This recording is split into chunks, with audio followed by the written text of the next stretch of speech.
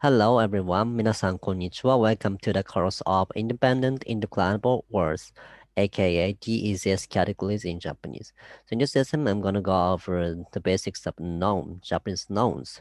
So let's quickly review what is independent and indeclinable. Independent means that those words can mean something on their own, which is easier to understand than otherwise.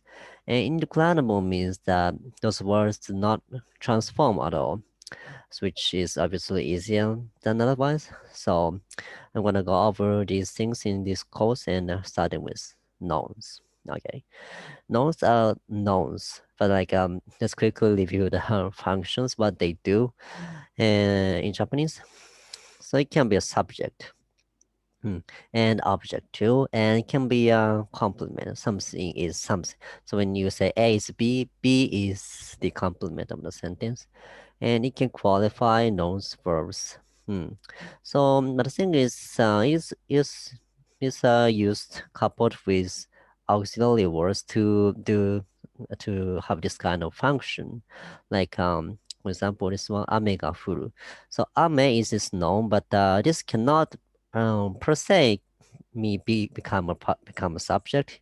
Coupled with ga, it become the subject. This and like I said, in the case of object, it must be used with particle o. And when in the case of being a complement, it's coupled with the auxiliary verb da. And similarly, and in this case, this is television. And I can qualify nouns verbs. So this means windows of the house. So this is corresponding to this part, and this part is qualifying or adding information to windows. And in this case, no is ie and used with this particle no. And 家に行く, no, 駅に行く.